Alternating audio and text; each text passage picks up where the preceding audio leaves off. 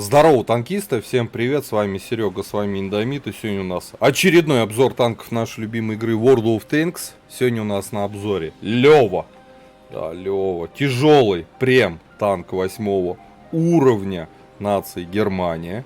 И сегодня мы его затестим, обзор, все снимем, как вообще эта тачка сейчас, она адекватна, неадекватна в случайных боях, можно ли на ней фармить, и предлагаю начинать с бронирования Льва. Так что погнали. Итак, вот наш Лев. Ну и давайте начнем с корпуса. С НЛД. НЛД у нас 120 мм, приведенки 140 сверху, 140 везде. Есть еще нижняя часть, она рикошетная, 150 мм, приведенки 330 под хорошим углом. Ну зачем туда стрелять, когда есть вот такая дыра. Крепкий ли это НЛД? Ну, если рамбовать, даже рамбуя, нас будут пробивать одноклассники все. Абсолютно все. Дырявый НЛД у Льва. Центральная часть покрепче. 225. Безусловно, это уже круто. ВЛД 150 мм. Приведенки снизу 213. Сверху 227. А вот это уже что-то. Большинство танков тяжелых на 8 уровне обычными снарядами нас пробивать не будут. Вот так вот в лоб, да. А если еще под таким углом, уж тем более. А голдой, да, голдой даже что-то залетать будет. Короче, по корпусу достаточно все равно слабый. НЛД, ВЛД, но обычный снаряд, но не анти-голда. Теперь касаемо башни. Под маской 175 щель, и это проблема у Льва. И многие это знают, что вот здесь у нас всего лишь 175. Щеки 236. 404, тут уже 300, там 400, тут фиг пробьешь, да? Вот. Да. Ну вот эти места, они дырявые, конечно, 235, 236. Маска орудия, кругляшок вокруг ствола, по краям 200, снизу 334. 200 это проблема. В целом, маска очень крепкая. В маску ему лучше не стрелять. Ну и ахиллесова пята, куда многие выцеливают, это лючок 169. Но он находится сзади, и если где-то будет Лев играть от УВН, вы его видеть не будете. Но, на мой взгляд, зачем стрелять и целить лючок, когда можно стрелять под маску? Это первое. Боковое бронирование сотка. У нас может ли он танковать от борта? Конечно, может. Причем очень даже успешно, через каток не бьется. Но подставляет щеку ВЛД. Но видеть вы будете небольшую часть. В целом, в остальном, подбашенный цилиндр, он настолько маленькая щелка, никто там выцеливать не будет. Будут бить вот сюда. Вот такое вот бронирование. Так, с броней разобрались. Давайте смотреть основные модуля в части пушки. У нас пушечка KVK L70, Альфа 320. И как для такого супер тяжелого танка, конечно, маловато. Хотелось бы видеть 390. Пробитие на основном типе снаряда неплохое. 234 на голде, почти 300. И это круто. Вот по пушке в этой части хорошо. Заряжается, правда, на 12 секунд, что тоже для такой альфы, скажем так, много. Вот, точность неплохая, прям вообще неплохая. Для тяжа 0.33, разброс, это круто. Вот сведение менее комфортное, почти 3 секунды. По полевой модернизации. Во втором блоке вездеходную ходовую, в четвертом блоке притирку шестерни наведения, компенсируем сведение нашего орудия. И звукоизоляцию, защита от арты, от фугасов тоже надо качать. Ставите вторым слотом на подвижность, вот, мобильность ставите. По оборудованию. Да что ж такое, как этот новогодний ангар задолбал уже. Вот, по оборудованию. Обязательно всегда ставите досол. Ставите всегда турбину во второй слот, который на мобильность полевой прокачаете.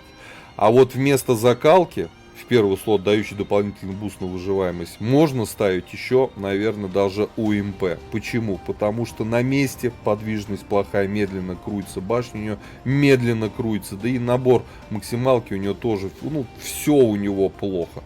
УМП здесь тоже может вполне себе зайти.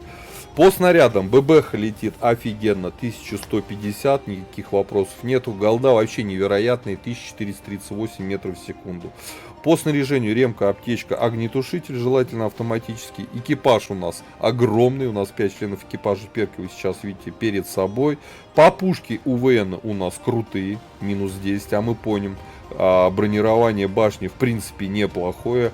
Ну, не учитывать под маской щель, да, ну и лючок.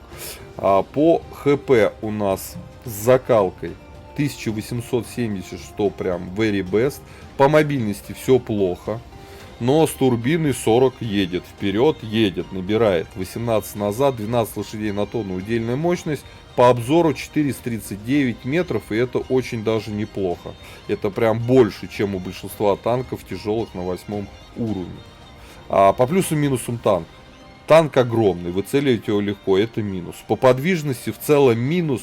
То, что он на турбине едет, все равно минус.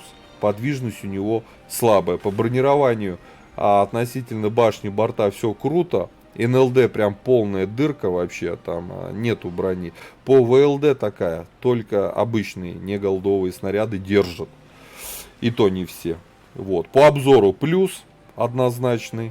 По количеству ХП тоже все тут хорошо. Предлагаю уже отправляться в бой. Давайте посмотрим, что у нас Лев фармит. Будем играть на основном типе снаряда без голды. Погнали. Так, попали на Эль-Халуф. Попали к 8 левелам. У нас обзор боя тяжелый немецкий танк Лева. Да, 8 левела. Можно приобрести за голду в прем-магазине. Сейчас поедем тестить, как он фармит серебро. Будем играть только на основном типе снаряда. Это ББХ. Мы же для фарма рассматриваем. Да, вот сейчас будем фармить. Не, если были бы девятки, я бы, может, и голдой бы пользовался. Даже во время фарма. Но, увы. Вернее, к радости. Мы попали к 8 левелам. Вот так вот он на турбине с бугра разгоняется. Сейчас, может, разгонится. Давай, давай, Лева, не подведи. Так, во, пошел. Нифига себе. 39. Ну, это рекорд. Но это с бугра. 41 было.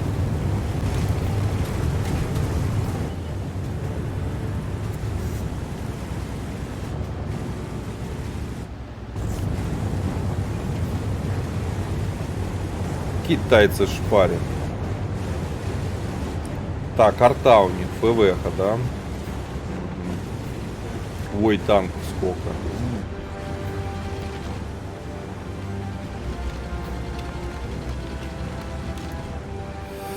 Арта у них, которая будет меня сейчас фокусить, как немыслимо как.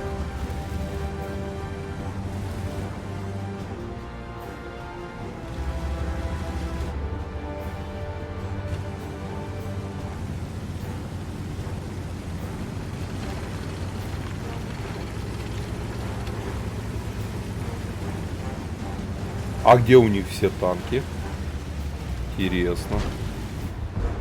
А что происходит? А я не попал?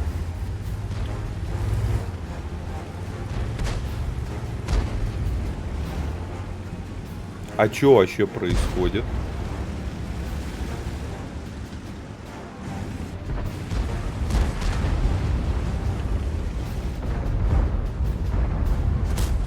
А как так?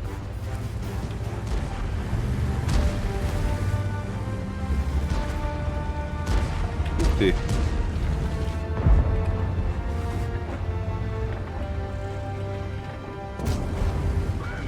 Пробитие.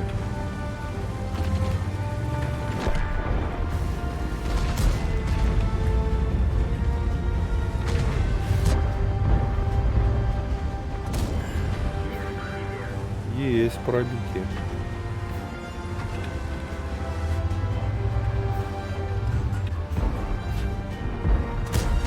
Эх, уехал, сейчас добили. Ну, уехал.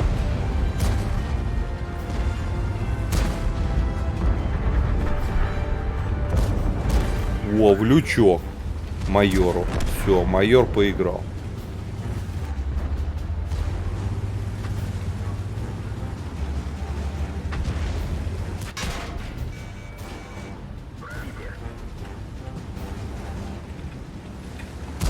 это все. И Бизе поиграл.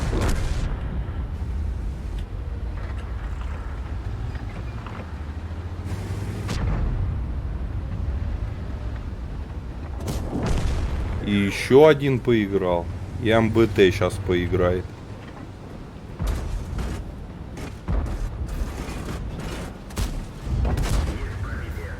Что-то у них команда какой-то дичи натворила. Вообще непонятно, что сейчас за бой был. Ладно, 1700. Настреляли, не стыдно. Сейчас посмотрим, что у нас по фарму. Играем только на ББшках. Эх, подвижности не хватает. Но команда у них знатно обосралась. Не приехала, не заняла позиции на фланге тяжелых танков. Счет, понятно, 8-6, но все равно. Что-то странный какой-то бой.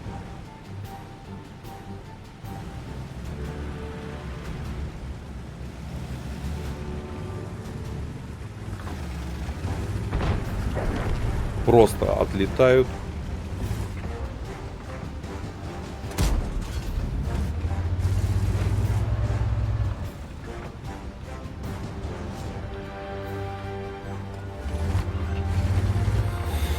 Ладно, едем. Жалко, в Скорпа не попали. Да что-то вообще мы мало настреляли так.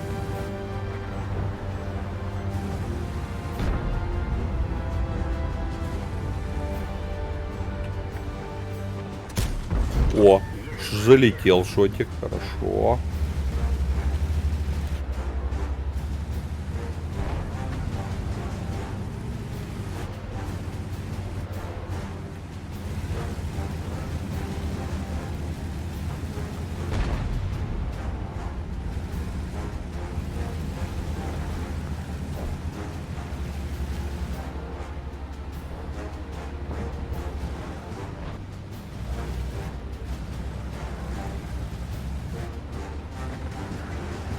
Эх, сейчас бы нам, да? Двигатель этот.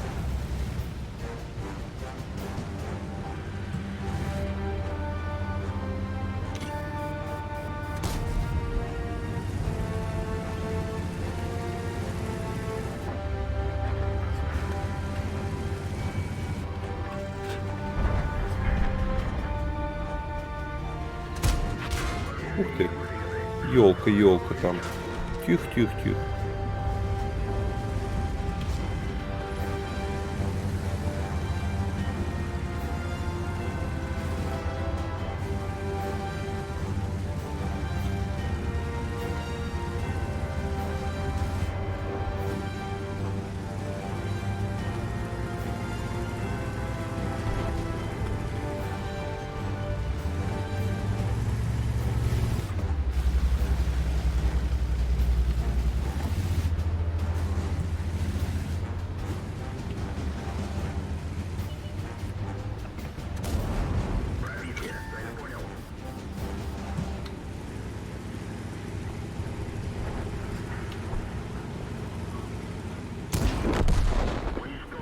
Уничтожили.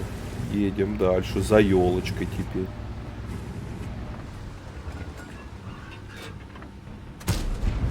Не попали.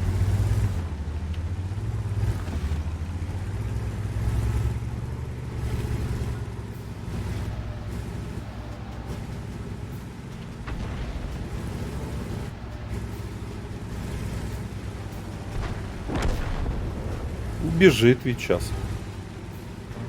Гоняйся потом за ней.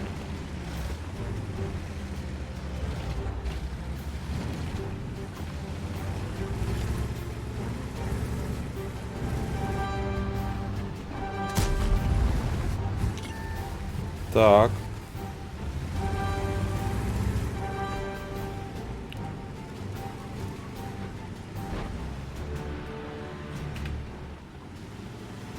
Не, ну это вообще не дело. За елкой носиться по карте. Да, на захват надо вставать и все. Голову не мутить. ХП у нас куча.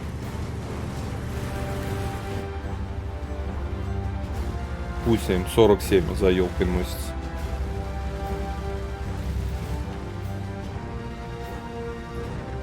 Все, ладно. Отлетела елка. Так, смотрим. 2600. Настреляли мы тут. Насветили. Глядим. А что у нас по фарму? Только ББ, без голды. Лев. Медленный, но тяжелый, бронированный. Да не, на самом деле на льве можно катать. Можно с умом, не торопиться. Броня-то у него есть. Все, вот 169 тысяч нафармили.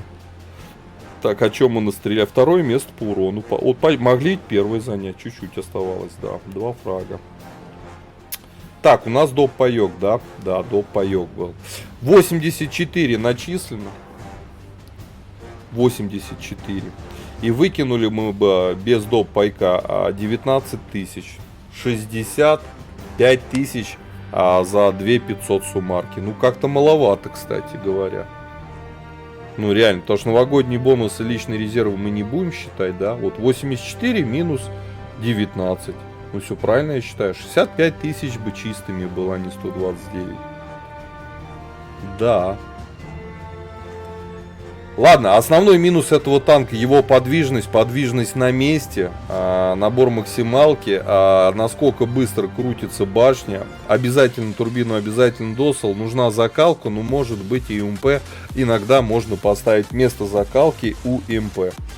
Ребята, как по мне, танк все равно на 4 тянет, можно на нем играть, даже сейчас, даже с его подвижностью. Вот, ставьте лайкос, подписывайтесь на канал. Ну, я вам говорю, до скорых встреч. Пока. Поддержи брата-танкиста лайком под этим видео, подпиской на канал, ну и, конечно, прожми колокольчик, чтобы быть в курсе всех новых стримов и самых последних обзоров по нашей любимой игре.